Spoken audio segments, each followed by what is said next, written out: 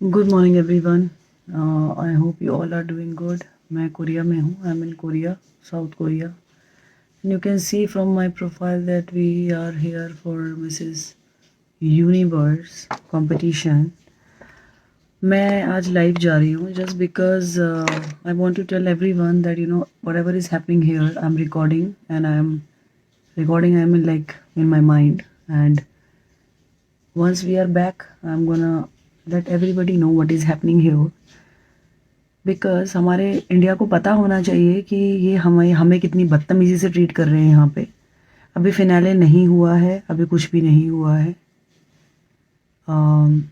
तो मैं इसीलिए अभी लाइव जाना चाहती हूँ ताकि लोगों को ये पता चले कि I am not saying because I did not win anything और I did not get anything. I got a title of diversity and that title is quite good. और इतने सारे लोगों में मतलब वी आर 90 समथिंग और 100+। आई एम नॉट एक्सपेक्टिंग कि भाई आप मुझे क्राउन दो या मुझे विन करवाओ। First of all we are 40 Indians here, 30-40 Indians here, 10 Filipinos and I think 10 Russians is still okay, but we are getting humiliated here। और मैं ये बात सबको बताना चाहती हूँ क्योंकि कोई ये कमेंट ना करे बाद में कि जीती नहीं, टॉप 20 में नहीं आई, टॉप 10 में नहीं आई, टॉप 5 में नहीं आई, इसलिए ये बोल रही है। So it is not about that, it is just that कि हम इंडियंस को बहुत गंदे तरीके से ट्रीट किया जा रहा है यहाँ पे। हमारा खाना खाना मुश्किल कर दिया इन लोगों ने, यहाँ ऑर्गेनाइज़र ने और उसकी टीम ने हम लोगों को टॉन्ट कस कस के you Indian you Indian you Indian, जबकि सबसे ज़्यादा बिजनेस इसको इंडियन से ही मिला है। लोगों ने 5-5 लाख रुपए दिए हैं, 5-5 lakhs people have paid and 4-4, 5-5 lakhs, 10-10 lakh, 12-12 lakh जिन्होंने पे किया है। ऑफकोर्स उनके पैसों के हिसाब से अपनी पोजीशन डिसाइड की जा रही है यहाँ पे, ठीक है। तो लोगों ने 10-10, 12-12 लाख पे किया हुआ है। अब अगर किसी इंडियन ने 12 लाख भी पे किया है या 2 लाख भी पे किया है, फीस एक्चुअली 2 lakhs है, ठीक है, but the way he is talking वो बहुत रूड है विद एवरीवन। एक मिनट मैं लाइनर लगा रही हूँ क्योंकि अभी हमें बुलाया है 9 o'clock नीचे। आज भी हमारा अभी फिनाले को 2 दिन और हैं और मैं लाइनर लगाती हूँ फिर आपको बताती हूँ। पहले मुझे लगा था मैं लाइव नहीं जाऊँगी क्योंकि हम लोग बहुत दूर हैं यहाँ पे, we are not with the family, तो ये पता नहीं क्या करेंगे यहाँ पे। They might do they might threat अस।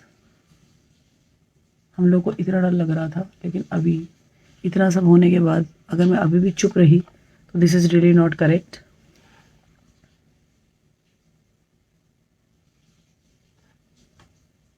ऐसा मुझे लगता है। हम लोग को यहाँ पे 6 डे है आज। हम कब आए थे? 22nd, 23rd, 24, 25th, 26, 27, आज 28 है, आज 7th डे है। इतनी बदतमीजी से हमको ट्रीट कर रहे हैं, ना पानी दे रहे हैं ना खाना दे रहे हैं। जब हम आए थे तो हमको इतने गंदे रूम दिए थे कि नीचे फ्लोर में सोने के लिए, जहाँ सोप नहीं, टॉवल नहीं। That all I have recorded, वो तो मैं शेयर करूँगी। लेकिन मैं आप लोगों को सिर्फ इतना बताना चाहती हूँ कि प्लीज़ किसी को कंसीडर मत करना यहाँ आने के लिए कभी भी। ये जो ब्यूटी पेजेंट का खेल है ये बहुत गंदा है, ठीक है। और वो भी यहाँ परदेश में आके we are all sitting here and we have been targeted for everything. इतना टॉन्टिंग, इतनी इशू, इतना ह्यूमिलेशन, मतलब what not we are tolerating here, what not. लेकिन क्या करें, गलती हमारे इंडियंस की ही है। तो मैं चाहती हूँ कि ये बात पता चले सबको, हमारे इंडियंस की है, अपने इंडियंस ही कॉम्पिटिशन कर रहे हैं आपस में।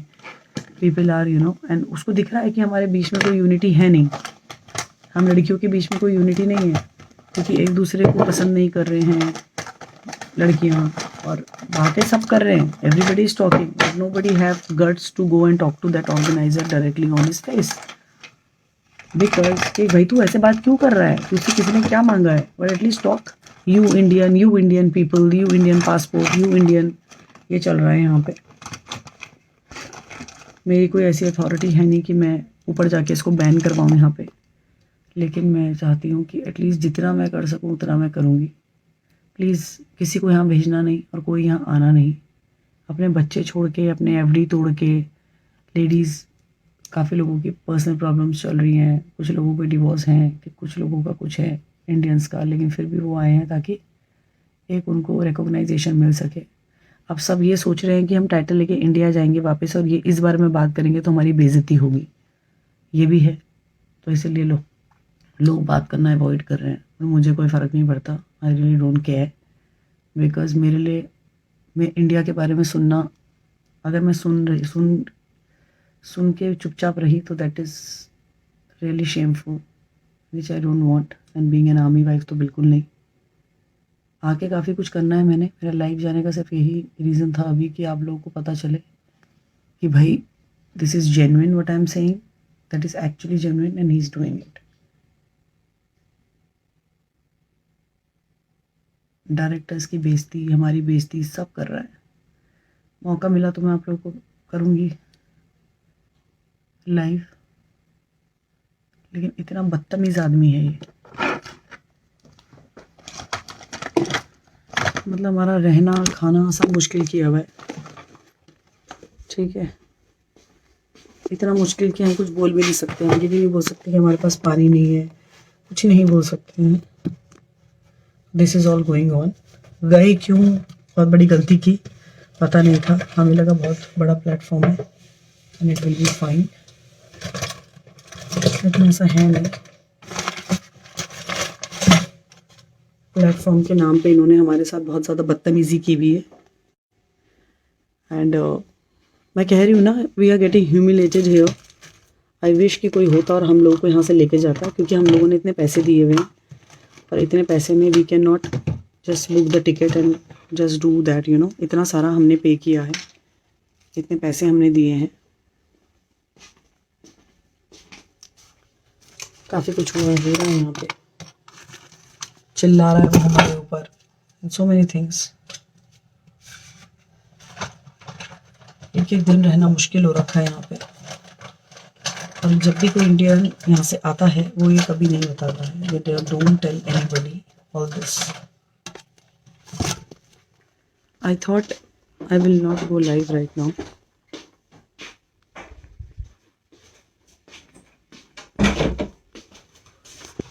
बट आई हैव डिसाइडेड कि जाना चाहिए और अभी बोलना चाहिए, फिर then I am talking to you all.